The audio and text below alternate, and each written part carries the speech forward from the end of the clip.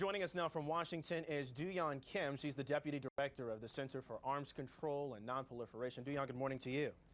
Hello, thank you for having me. It's good to have you here this morning. This may be the largest confrontation between the two Koreas since the Korean War. What are the chances that North and South Korea go to war?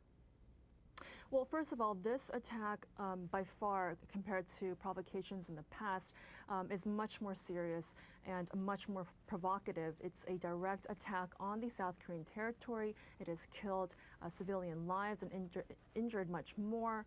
So in that sense, it's a direct violation of the Korean armistice, also a violation of the UN Charter and a host of other non-aggression agreements. Now, to answer your question, knowing the South Korean government the way I do, South Korea does not want war. That's the last thing. That is actually out of the question. And even the U.S. will not want war as well. South Korea, as you know, already experienced a devastating war back in 1950. It has built its economy back from scratch within a very short time span to be the 13th largest or so economy in the world. So that's the last thing South Korea wants. The U.S. as well. We can imagine that because the U.S. is preoccupied in the Middle East and in Afghanistan, it will not want to wage another war in Asia. So in that sense, we can expect South Korea and the U.S. to join hands again and react in a way that is short of war, react in a military way that is short of war. Now, we have seen in the past, in our very recent past, with the Cheonan incident, that South Korea and the U.S.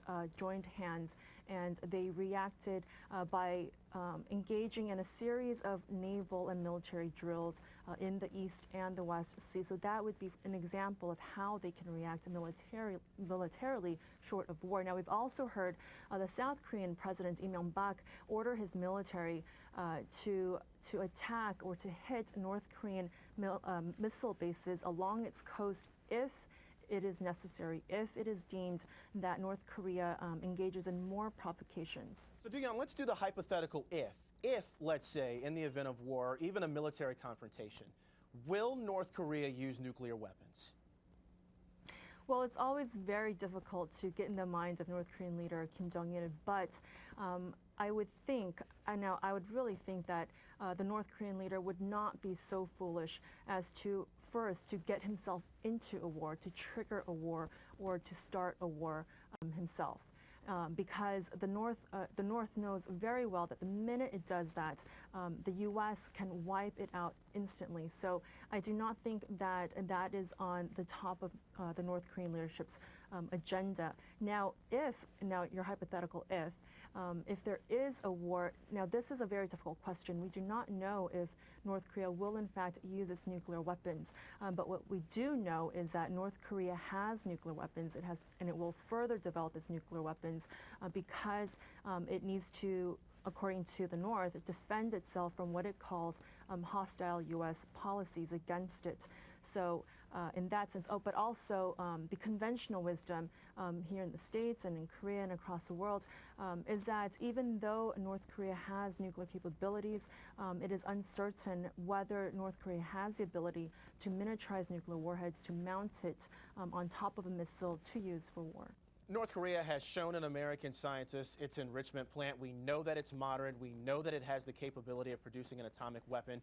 What are North Korea's intentions?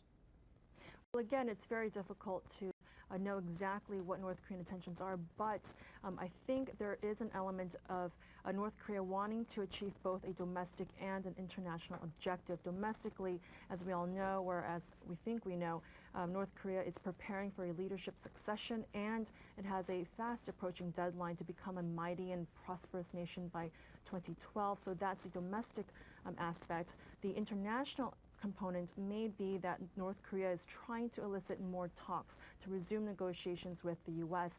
Now, I say this because this month we've seen 3 teams of Americans visit North Korea upon North Korea's invitation. The first team, led by Ambassador Jack Pritchard, he is not a nuclear scientist, but he has connections with the U.S. government here. Now, the second team, led by Dr. Hecker, now he's the actual nuclear scientist. He will know what he has seen. He will know what they mean. So he is there to confirm North Korea's intentions, to confirm that North Korea is building and developing its nuclear programs. Now, the third team was comprised of Ambassador Abramowitz, Joel Witt, and Leon Siegel. Now, these are the men that accompanied Ambassador Bosworth to his last North Korea trip. Now, this team went minus Ambassador Bosworth, so we can suspect that this team was used politically and for diplomatic purposes to try and elicit more negotiations from the U.S. Duyeon, you just said that South Korea doesn't want war, the U.S. doesn't want war. It wouldn't be favorable for North Korea or China, but North Korea just took on an act of war. What can the U.S. do from this point forward?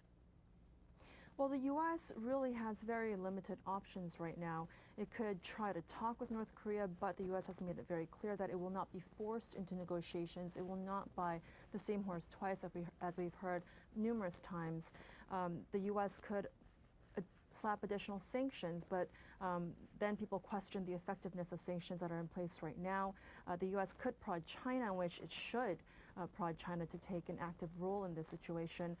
But then there are questions surrounding whether the U.S. has leverage over China, especially because of the ongoing currency dispute. So the U.S. is very limited now. South Korea could actually take this issue to the UN Security Council and together with the international community come up with a reaction. But in terms of the U.S., because Washington wants to break the precedent from the past, the U.S. really has very limited options, but the U.S. still at an opportune time must initiate and resume dialogue, because we've seen, or we're beginning to see that ignoring North Korea really may not be the best solution, that ignoring North Korea is actually rewarding them, because we've seen now North Korea has actually developed its nuclear programs more and is engaging in more provocations. When North Korea is in dialogue with the U.S. in the past, we've seen that North Korea has not engaged in provocations. Still early in this conflict. We'll certainly have to see how things play out. Duyeon Kim from the Center of Arms Control and Non-Proliferation. Thanks for being with us this morning. Thank you.